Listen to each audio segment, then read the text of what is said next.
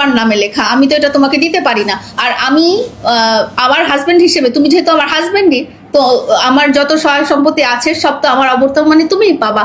আর একটা জিনিস কি, যে আমি যখন থেকে মামুনের সাথে পরিচিত 2021 সাল থেকে, আমি কিন্তু মামুনকেই শুধু না, মামুনের 4 জন বন্ধু এবং মামুনের 7 জনের পরিবারকে আমি দেখে আসছি। আপনারা আমি আমি মানে ওরা আমার প্রতি এতটাই অকৃতজ্ঞ এবং এতটাই কি বলবো আনগ্রেটফুল একটা ফ্যামিলি বলতে পারি, যে ওদেরকে আমি প্রতিদিন চাল ডালের মাধ্যমে, চাল ডাল একটা অনলাইন প্ল্যাটফর্ম, যেটা চাল ডালের মাধ্যমে প্রতিদিন আমি ওদের একটা খাওয়ার টাকা ছিল না, আমি সেটা পাঠিয়েছি, ওদের চলাচলের জন্য টাকা পাঠিয়েছি, ওদের বাড়ি ভাড়া পাঠিয়েছি। কিন্তু এখন ওরা এমন ভাবে আমার সাথে পাল্টে নিচ্ছে যে মনে হচ্ছে যে, মানে লোকজন বলে না যে তুমি যদি কিছু করো তাহলে বলো না, আমি এই কথাগুলো কখনোই বলিনি, কিন্তু ওরা এমন একটা পরিস্থিতি ক্রিয়েট করে রেখেছে, মনে হচ্ছে যে আমি এমন, মনে হচ্ছে ওদের কাছ থেকে অনেক কিছু নিয়েছি, অথচ ওরা পরিবার সহ আমার বাসায় এসে থেকেছে, আমি তাদের বাসায় যে থাকিনি। কিন্তু এখন দোষটা এরকম যে সমস্ত দোষী আমি, তারা নির্দোষ, তারা কিছুই জানে না এসব। 4 বছর থেকে শুধু মামুনই না,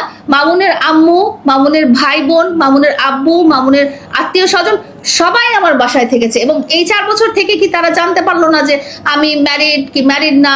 তখন তো বলতো যে আমরা জানতামই না, যে মামুন যেটা বলছে যে আমি জানতামই না যে লায়লা ম্যারিড। একটা ইন্টারভিউতে বলে আমি জানতামই না লায়লা ম্যারিড, একটা ইন্টারভিউতে এসে বলে যে লায়লা বিবাহিত, লায়লা 2 জন স্বামী একসাথে আসা যাওয়া করতেছে। মানে কথাবার্তার কি লিমিট থাকবে না মানুষের? লাইলা খালাম্মা, আজকের টপিকটা আপনার নিয়ে, আপনি কি জানি বলছেন মামুন আপনি চিনাইছেন না? মামুন আপনাকে চিনাইছে, কারণ এই মিডিয়াতে মামুন আপনি পরিচিত করছে, এটা আমি গ্যারান্টি দিয়ে কইতাম। আর আপনি ফাইজলামি করেন না। মামুন তো ঠিকই বলছে যে মামুনের নামে বাড়ি লিখে দেওয়ার কথা, কারণ আপনার তো গ্যারান্টি নাই। কারণ এর আগে আপনার 2টা স্বামী আছে, মামুনের সার্ভে না, তার বিশ্বাস কি? মামুন তো ঠিকই বলছে তার নামে বাড়ি লিখে দেওয়ার কথা, আপনি মামুনও ছাড়তে পারেন, কারণ আপনি তো পোল্ট্রি বাস।